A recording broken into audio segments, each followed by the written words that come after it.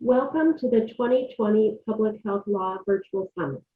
We have two presentations in this session, and each individual presentation will be followed by its own Q&A. Use the chat feature to submit your questions. If you encounter technical difficulties during the summit, go to the navigation menu and select the Need Help button. I will now turn it over to our first speaker. Thank you very much.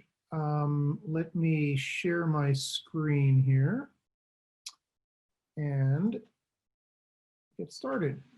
Great. Well, thank you. So this talk follows the themes of the paper and the chapter that I contributed to this project, which is to think about ways that we can look at patents and how they might affect responses to COVID-19 and what sort of policy interventions might be available or desirable to deal with patents. And so to start off, let's see here.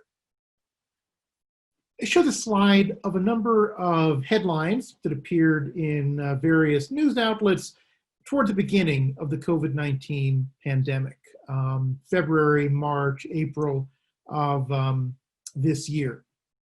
And so these headlines indicate a variety of things, right? That there was concern in the public that different patents on different technologies that were being used in the COVID response or that were likely to be used were potentially blocking both the distribution of those remedies, those technologies, and or the development of new ones.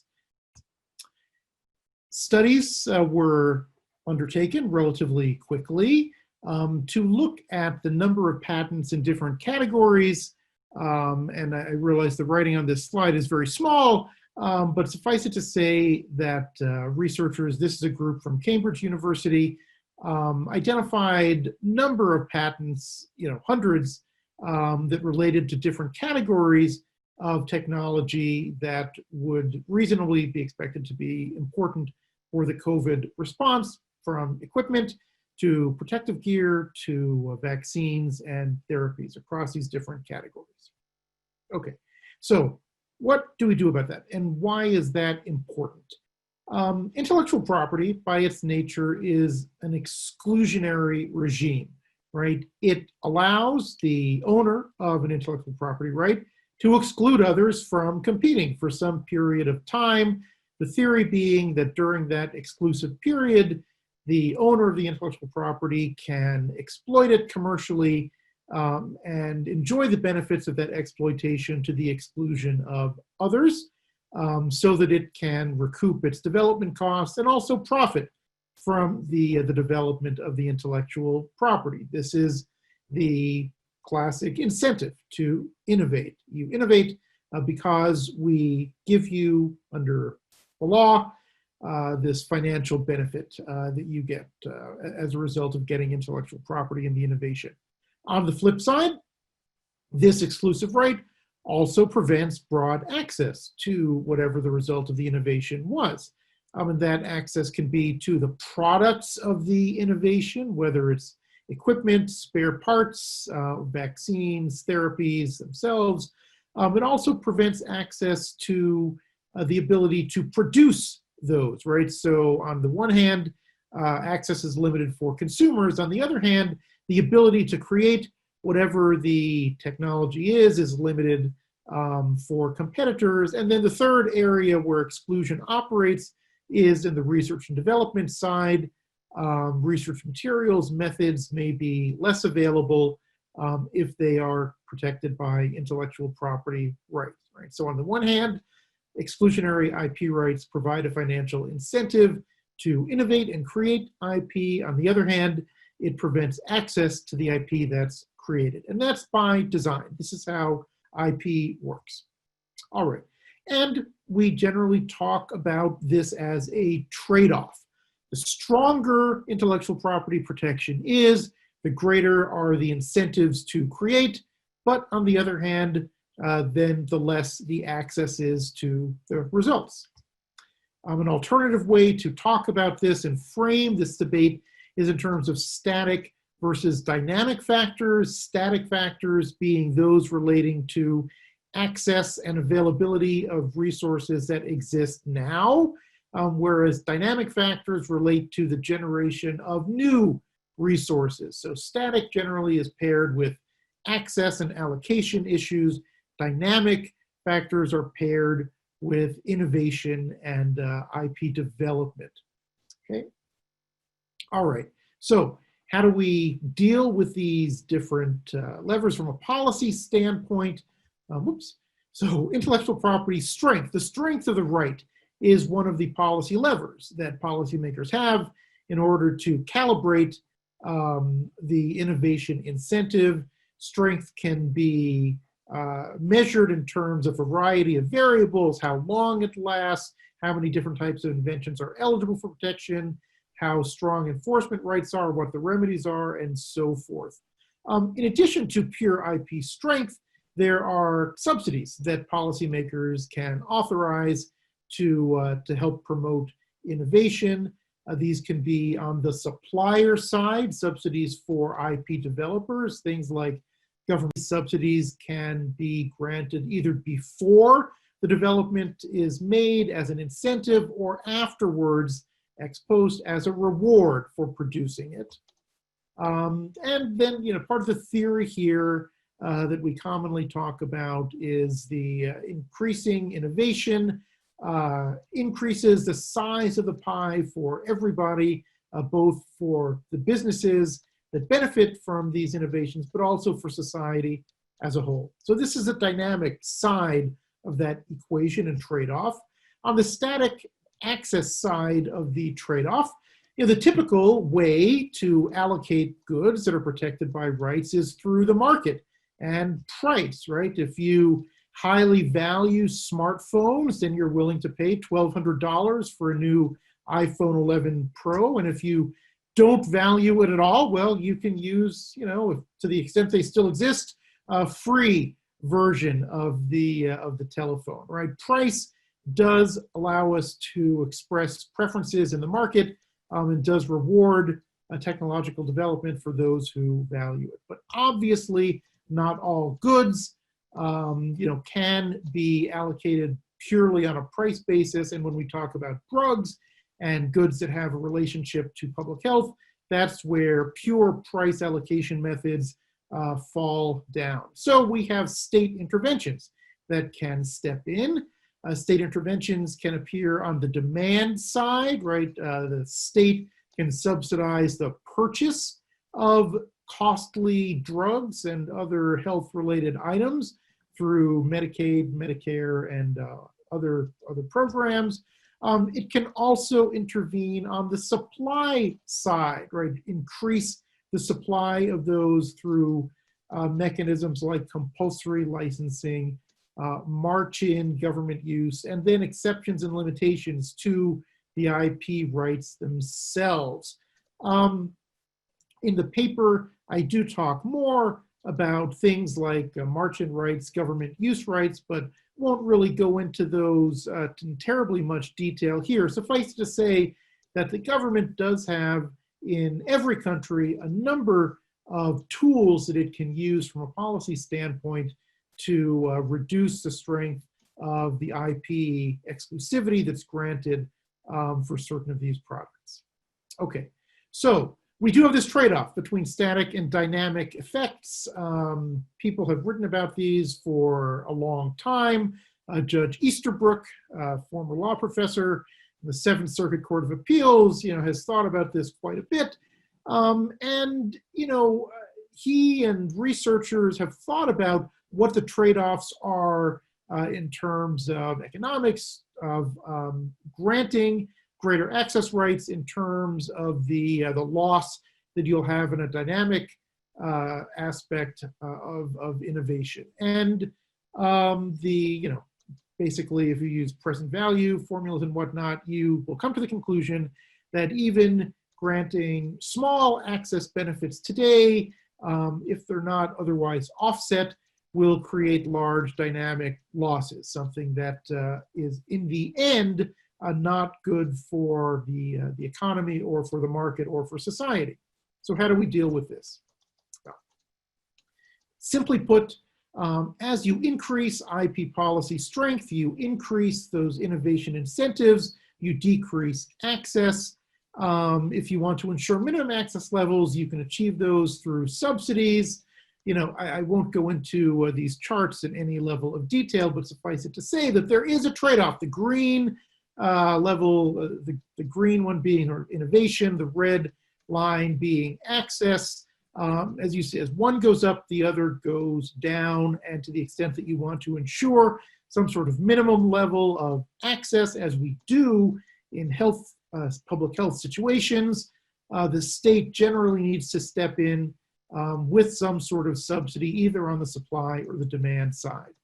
Now, another complication arises when we throw in a crisis. When a crisis arises, whether it's a pandemic, a war, a hurricane, an earthquake, that introduces a shock to the system, and generally that flat, minimally socially acceptable level of access increases in the midst of a crisis. Why? Because we need more drugs, we need more healthcare equipment, more hospital beds, and so forth. And so that greater need increases the level at which we set our minimum access level.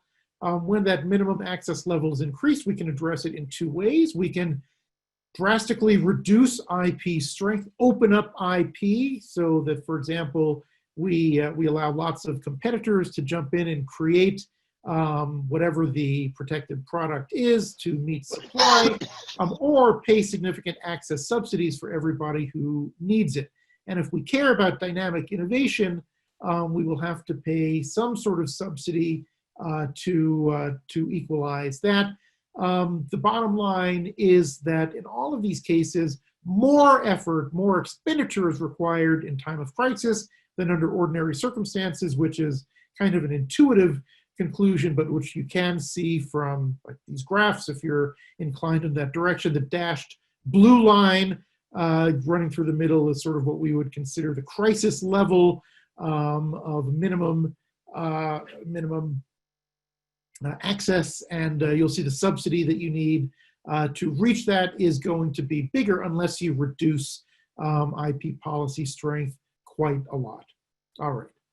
So what are the practical implications of this in, for example, the COVID-19 situation? Well, take equipment. Hospital ventilators has come up an awful lot in this discussion. Parts for ventilators and ventilators themselves are often covered by patents, design rights, copyrights, other IP rights. If we have a shortage of this equipment, as we did toward the beginning of the crisis, we need to do something about that. People stepped in, individuals, small companies, to produce using 3D printers and other sort of homebrew methods, parts, replacement parts, valves, and so forth for hospital ventilators. In many cases, that activity was likely prohibited by the intellectual property regimes covering that equipment. How could we legalize this activity and encourage it among people who are not willing to break the law?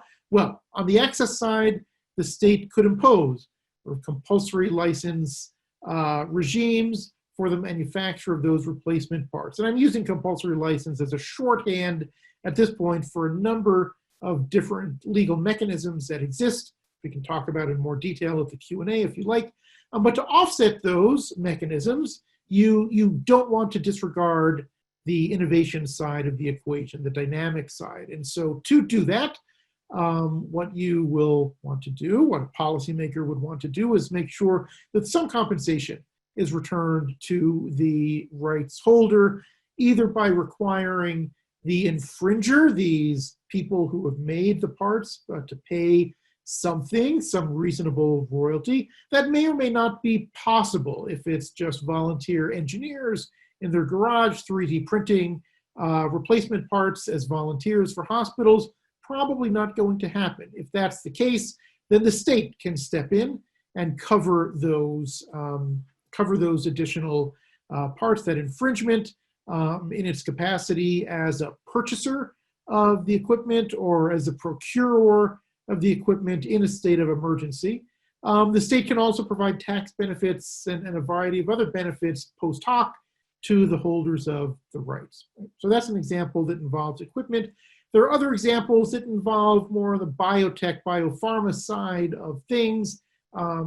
Access is affected by the manufacturing ability for an approved therapy. And obviously in the next set of talks in this panel, we'll talk a lot about vaccines, so I won't talk about that at all.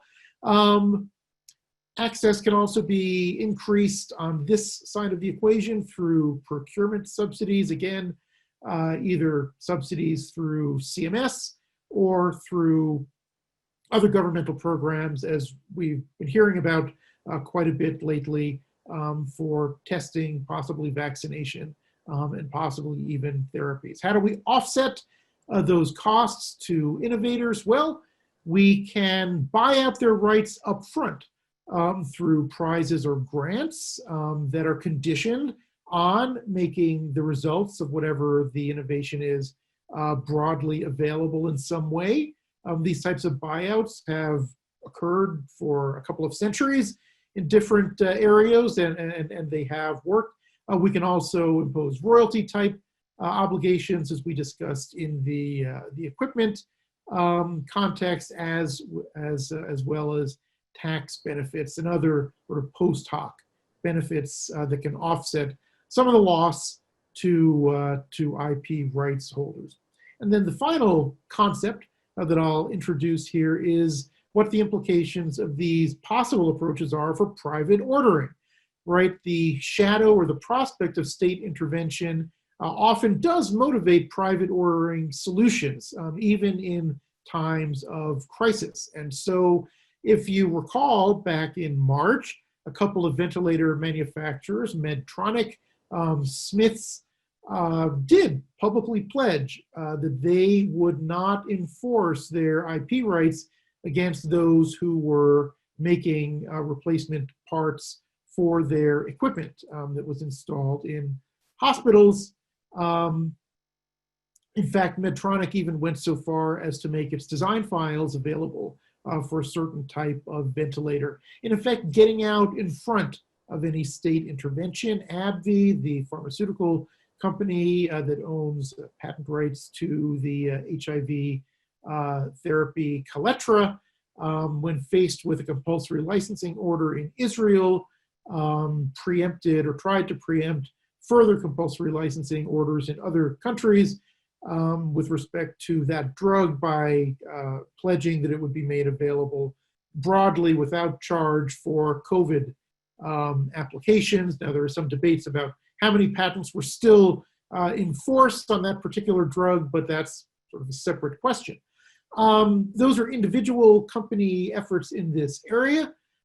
We also have collective pledge efforts. I had the privilege to be involved in something called the Open COVID Pledge, in which a number of academic lawyers and scientists put together an open framework for pledging of intellectual property toward the COVID-19 response.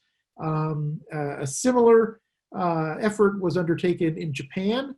And between these two efforts, well over 1.25 million patents have been pledged by a range of companies in the IT sector, the equipment sector, information technology, and a variety of other places, technology that can be used in the fight against COVID. And then on a more formal level, the World Health Organization is in the process of calling on firms to participate in a patent pool of some kind that will collect intellectual property rights for the purpose of making them available broadly in the fight against COVID-19.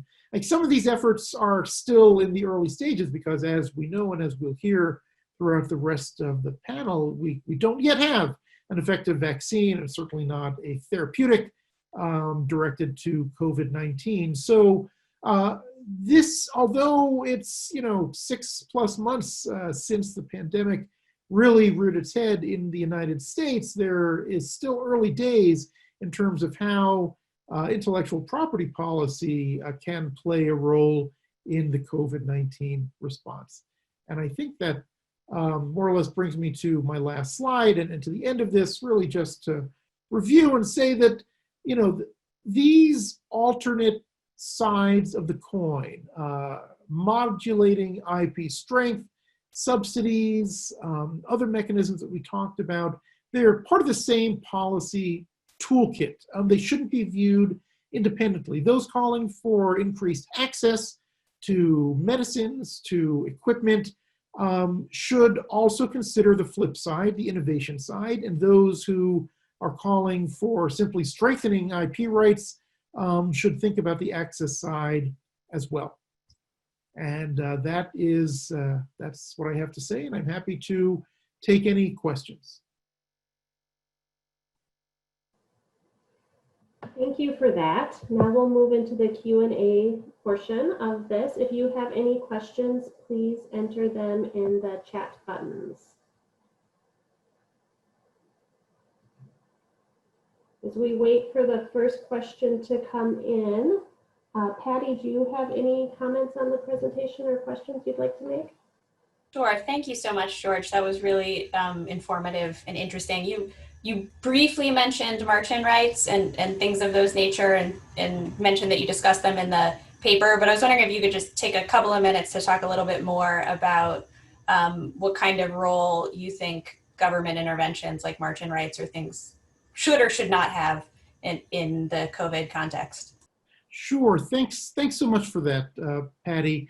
Yeah, so the United States doesn't have sort of a blanket compulsory licensing regime in its statutory law anyway. But we do have two statutory mechanisms that people talk about in these terms. One is so-called margin rights under the Bayh-Dole Act of 1980.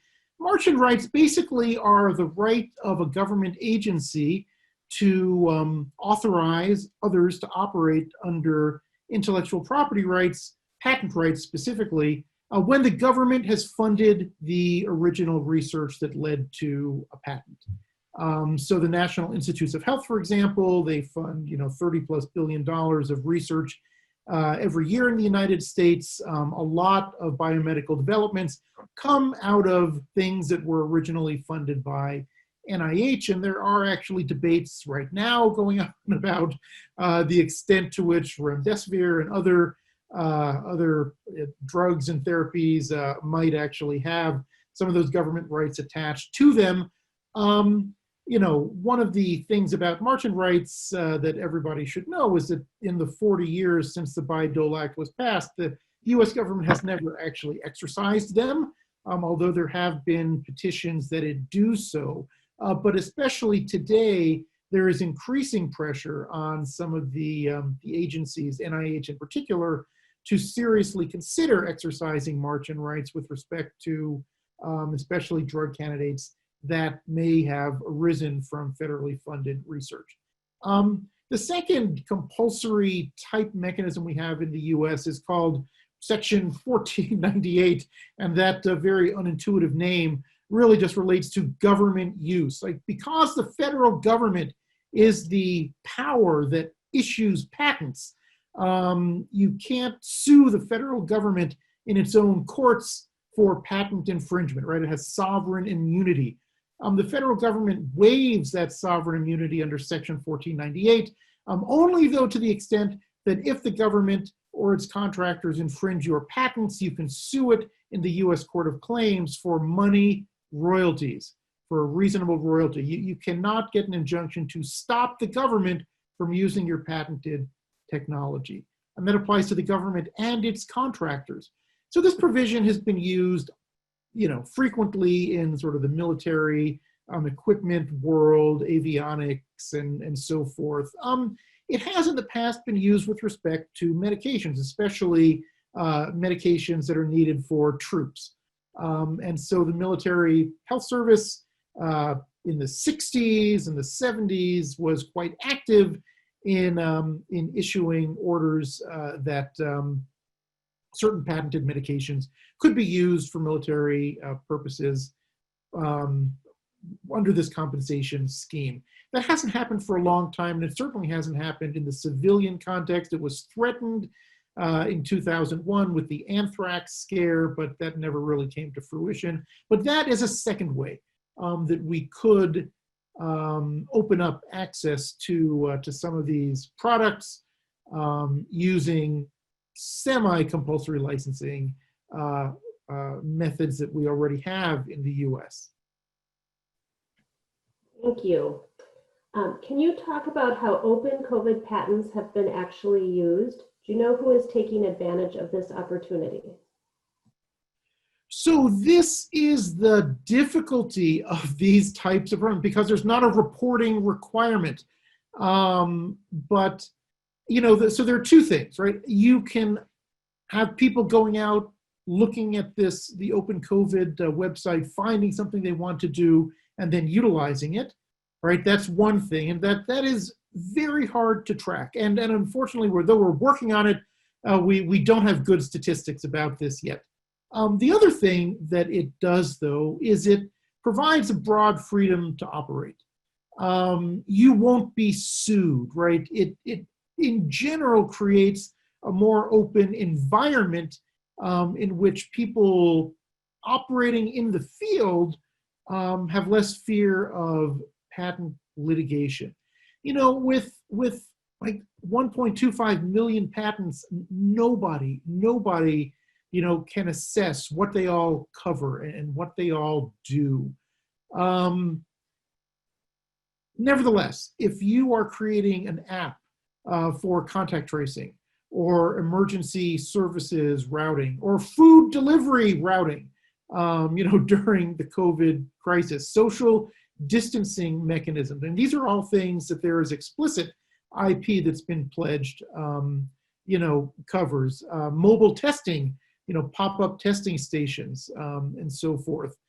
If you are operating in the field, you just have less anxiety about being sued for patent infringement than you would if you were, you know, producing a new smartphone or something where litigation is, you know, is quite heavy. So, you know, we're working on it, but at the moment, that's the best I can do. Great, thank you. With that, we'll turn it over to our second presenter. Great, here, let me stop sharing. All right, I'm going to go ahead and share my screen. I want to start by thanking the Network for Public Health Law and all of the other sponsors for putting together this event and the underlying report. And I want to thank all of you for joining us today.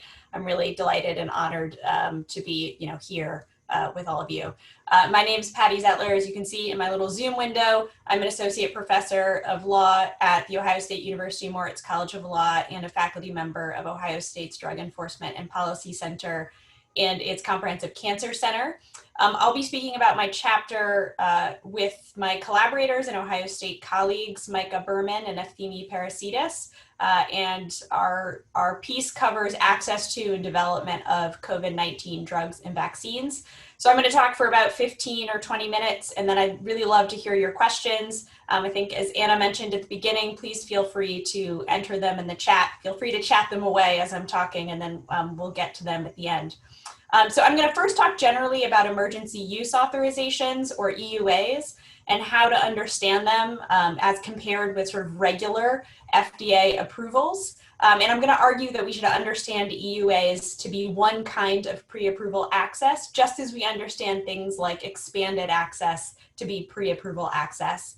Second, I'll talk a little bit about how FDA has used its EUA authority thus far for COVID drugs and what additional considerations will be in play if and when FDA is faced with a decision on an EUA for a COVID vaccine.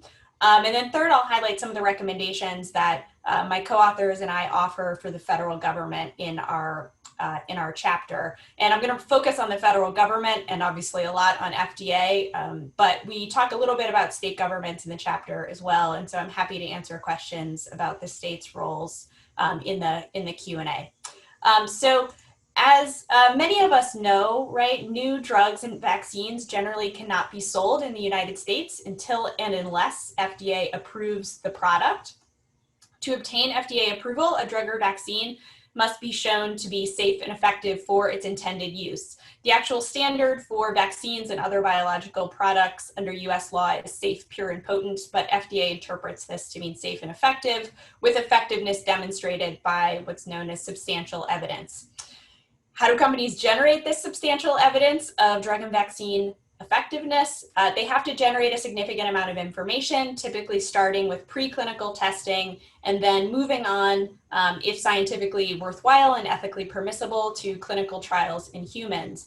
And we require this extensive process and government permission to market medical products for a few reasons, including, sort of on the theory that this will protect patients from unsafe and ineffective products, as well as on the theory that having the government play this gatekeeping role helps ensure the production of information about medical products that healthcare professionals and patients need.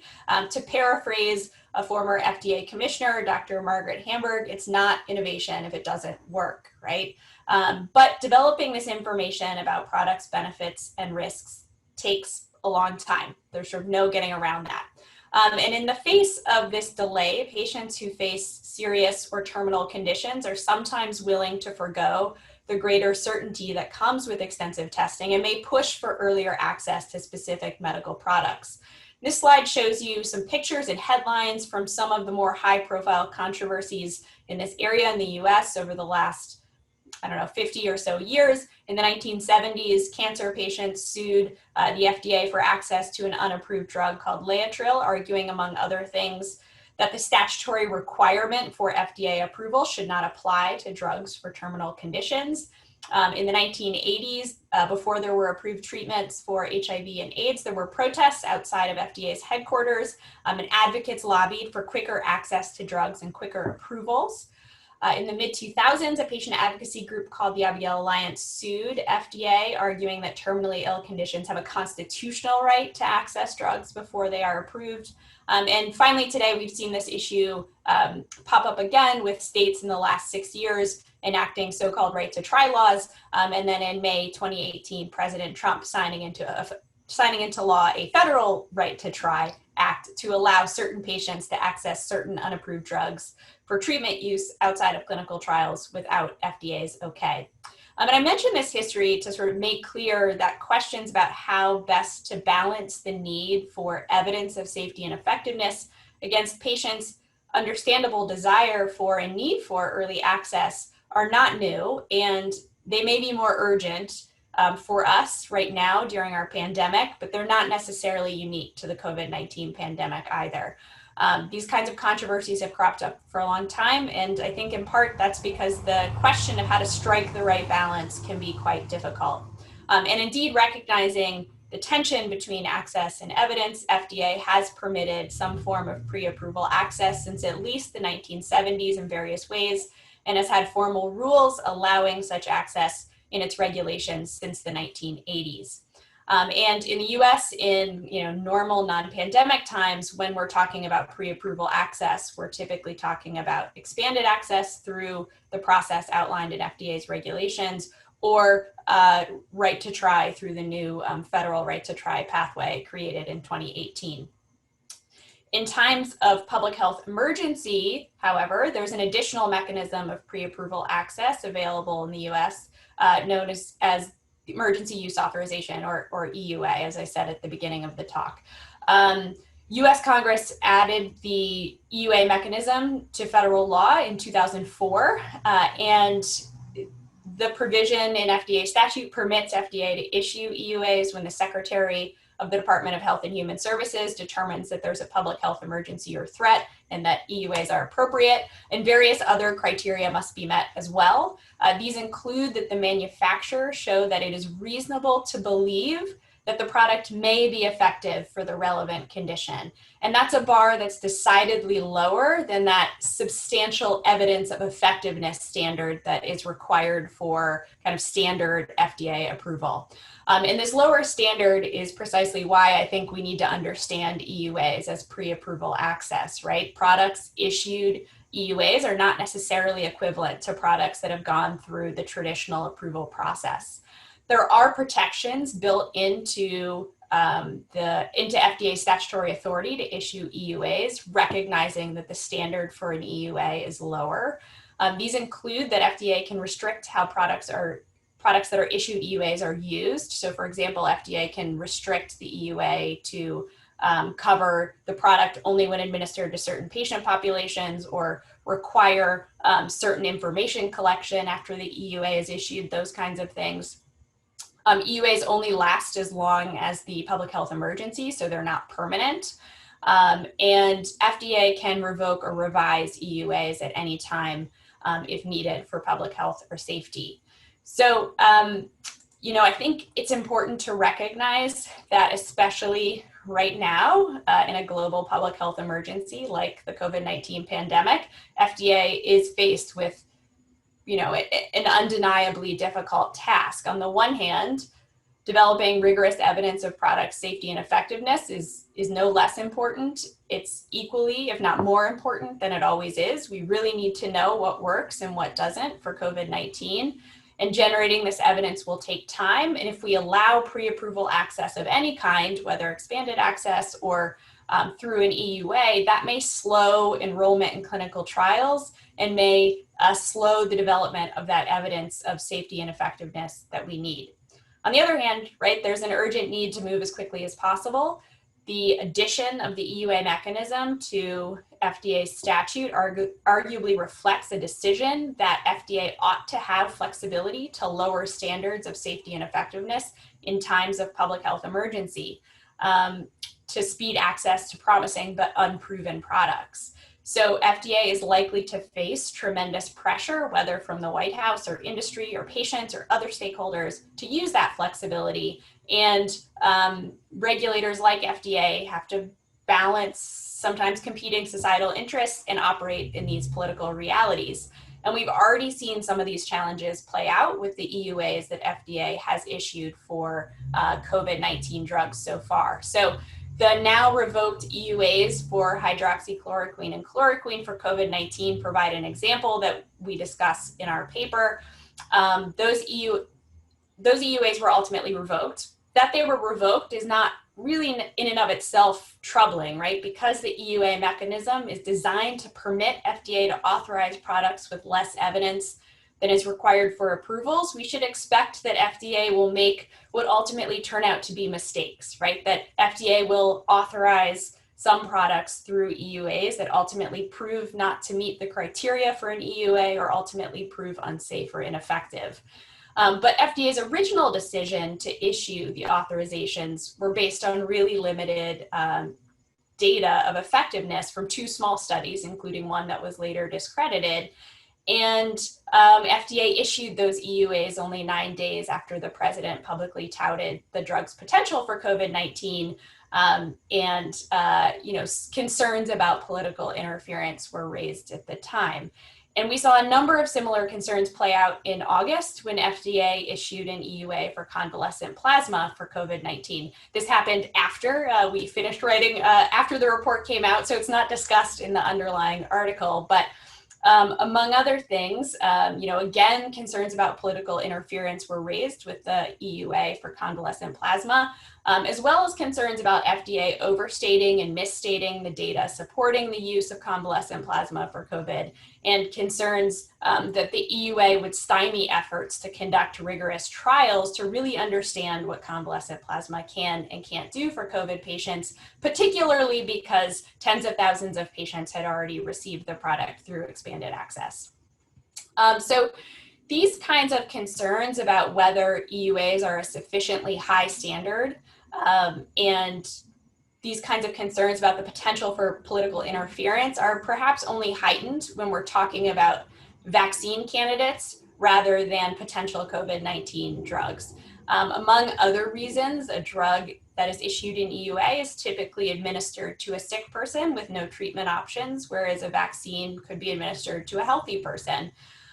This difference in health status might alter how we think about the risk-benefit calculus and might alter how we think about what we want FDA to do in that situation.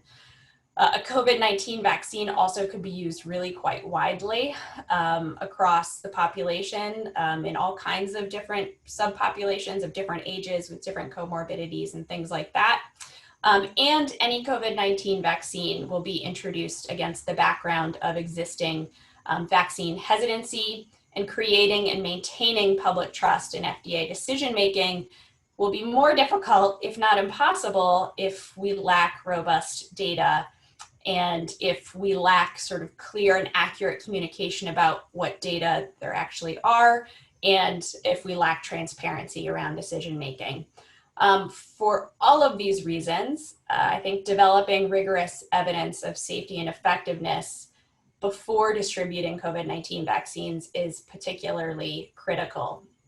So in the chapter, we offer a number of recommendations for the federal government as well as for the states, as I mentioned, and I want to highlight a few here. There are other recommendations in the chapter too.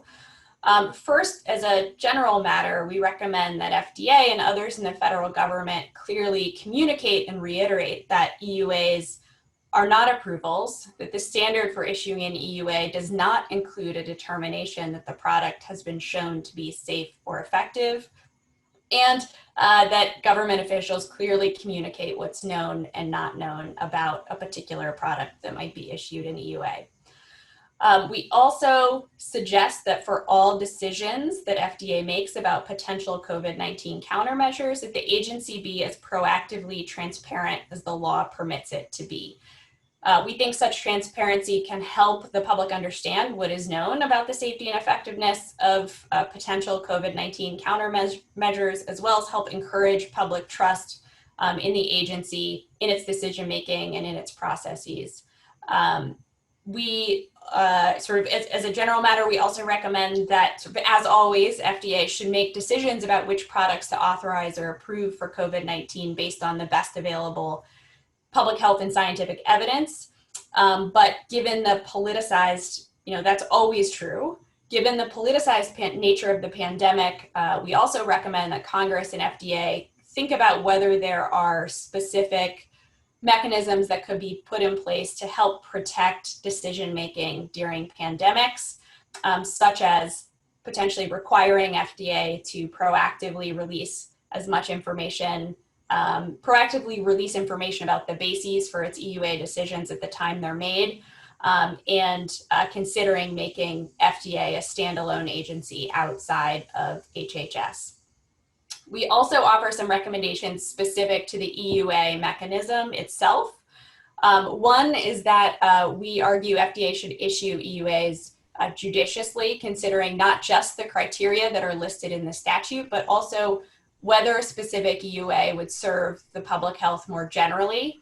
The provision in the statute that gives FDA the authority to issue EUAs is permissive, not mandatory. It says FDA may issue an EUA if the listed criteria are satisfied.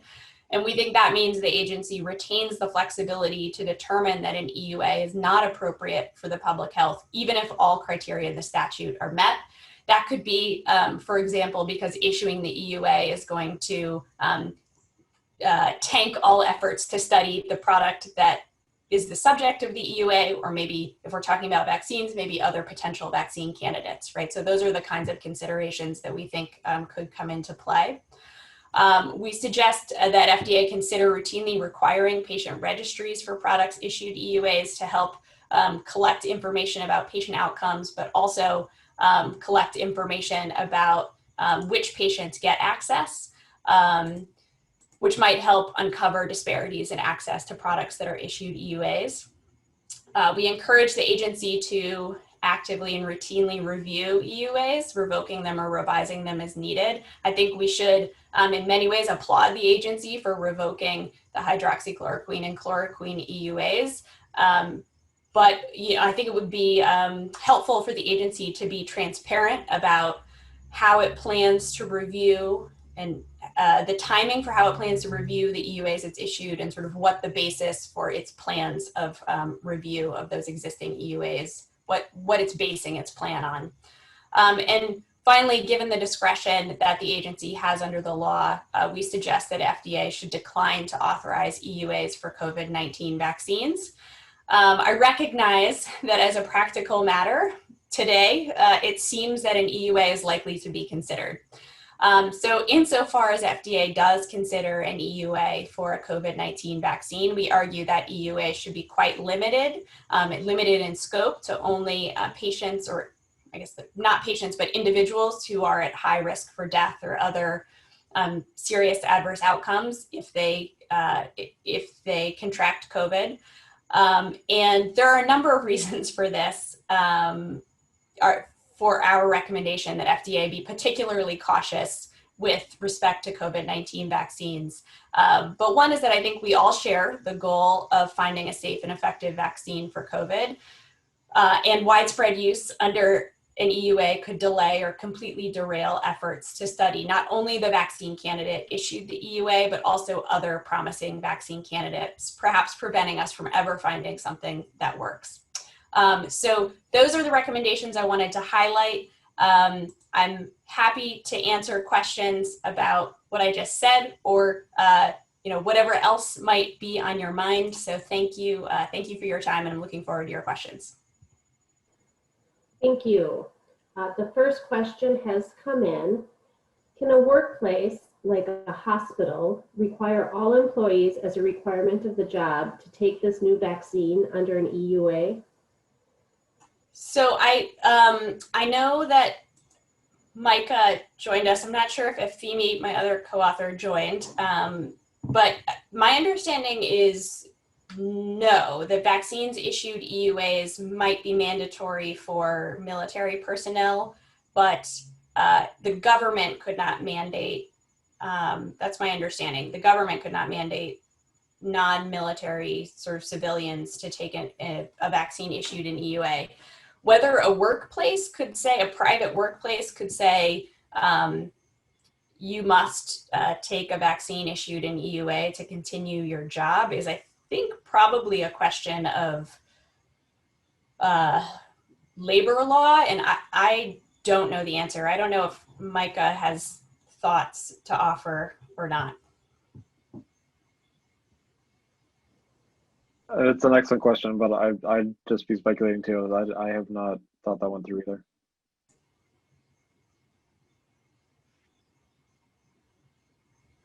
Can you say more about the proposal for FDA independence? How exactly would this help?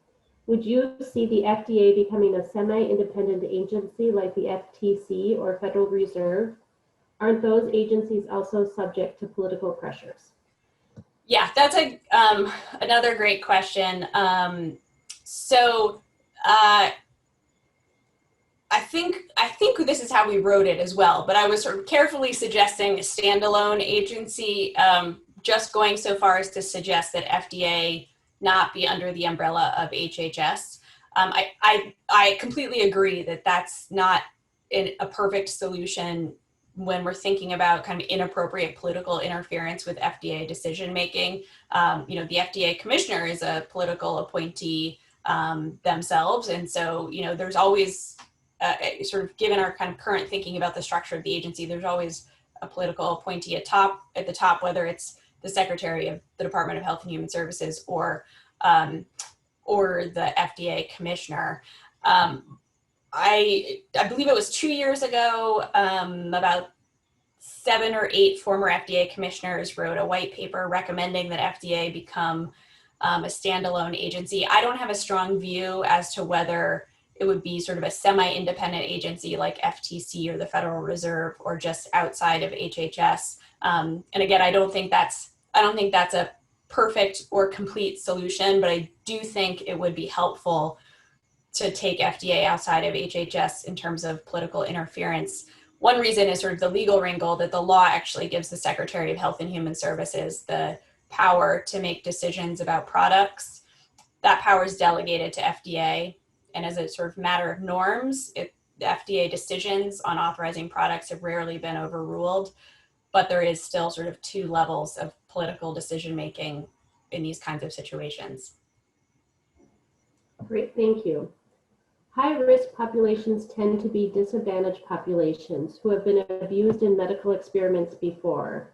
I understand the need to direct vaccines to high-test need populations, but is it appropriate to use an EUA on this population? How do you square those ethics? Yeah, another great question. So I think one sort of as a starting point, our recommendation is that FDA should just not issue an EUA for a COVID-19 vaccine. So my sort of primary view is that we should not be distributing a COVID-19 vaccine until we have the kind of evidence we would normally expect for approvals. And I will note that former FDA Associate Commissioner for Policy, Bill Schultz, published an op-ed in, I can't remember if it was the New York Times or the Washington Post today, making a similar argument. So we're not the only ones, I guess, that think that. In terms of high-risk populations, also overlapping with populations that have been, I can't remember exactly, that have been abused in medical experiments before is the framing of the question. I think that's a good point. I think, I'd have to think about it more, how to sort of square. I think any EUA, any vaccine issued in EUA, in my view, I would think it needs to be quite limited to both prevent that problem of stymieing study or delaying study of all potential vaccine candidates and not exposing the entire population to sort of an unproven product. But, I agree that's an important point to think about. And again, I don't know if yeah. Yeah, I can maybe turn on my screen so you can see me too. But yeah, I think this is clear on the paper, but just to emphasize, I think we think it's very important that an EUA, even if limited to particular populations, be entirely voluntary, and that it not be required at all. And so that sort of heightens the need for a clear communication to the public about what is known about that vaccine and what the evidence is supporting it, so that people can make informed decisions about it. Great, thank you. There is some worry that an EUA will be granted without an AdCom meeting to discuss the data submitted to the FDA. Granted, the advice given is not binding to the FDA. However, should in the future there be some sort of external review required for the public good to be safeguarded? Yeah, that's a great question. In general, an advisory committee meeting is not necessarily required before FDA issues an EUA. I agree that an advisory committee meeting, what I sort of take to be the implied premise of the question, that an advisory committee meeting would be really important, and one that's not just, there is one on the calendar for the end of October, sort of about vaccine development in general, but I think it's really critical that there are advisory committee meetings for the specific product that FDA will be considering before a decision is made. Partly an advisory committee meeting is often the first time and sort of the only kind of major way the public gets a window into the data that FDA is before FDA for a specific product before FDA makes its decision. So there's both a function of the agency getting advice and a transparency function that we get out of advisory committee meetings. I think requiring external review, maybe that could be sort of an interesting, if we're talking about a pandemic situation and FDA making these kinds of EUA decisions for vaccines, I don't think we could require that FDA follow external recommendations from, a non-government source, but making it not optional to go that route might be one option. I wonder, I guess, about whether there would be concerns about adding additional bureaucratic layers, but I don't know if Micah, you have other thoughts about requiring an external review. Yeah, I mean, I think it's, we didn't get into that level of detail, I think, in this paper, but, I think we're trying to find the appropriate middle ground. The FDA and Patty and I have both spent time working at the FDA. The FDA is, usually extremely cautious, in my view, about making sure that it's carefully looked at the evidence and often had outside review, often multiple times, before making statements. And I think you've seen pressure in this COVID world to go entirely the opposite direction and releasing information that is not well vetted, and in some cases released in a misleading way. And so I think it's we certainly recognize the urgency in the present moment of getting information out quickly and making decisions quickly without multiple layers of review. But it has to be in a way that doesn't compromise the FDA's integrity and the FDA's reputation, which is important as a matter of public health. So I think that also gets back to the argument for looking at the independence of the FDA also. You don't want to be going through too many layers and taking too much time, but you do want to make sure that there is a real process that the FDA is going through before making these decisions. Thank you. Can any legal challenges be anticipated for caretakers, nurses of high-risk populations who may refuse a COVID-19 vaccine? Yeah, these are all such wonderful questions. This is fun. I could imagine, I suppose, let's say we've got a healthcare professional who refuses a COVID-19 vaccine, contracts COVID, and then gives it to their patients. I guess maybe that's where the question's coming from. I would think it would be a question of malpractice at that point, right? Whether the healthcare professional was acting sort of in accordance with the appropriate standard of care by refusing the vaccine and then treating high-risk patients.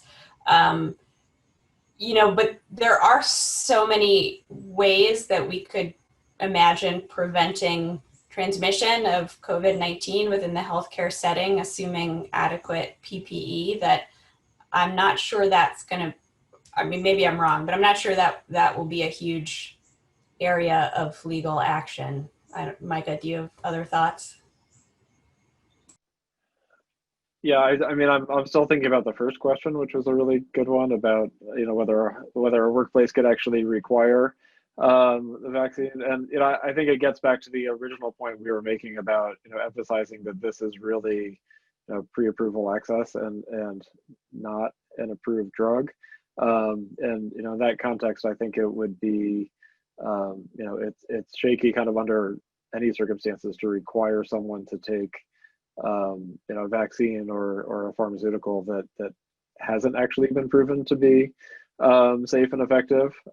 So I haven't thought through this question too much. I would have to think about it, but I think that's part of the reason why we're emphasizing here that this is different from an approval, and some of the stuff that you might see for an approved drug probably doesn't apply here.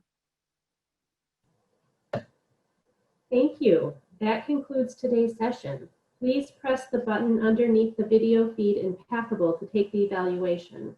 Thank you all for attending, and have a great rest of your day.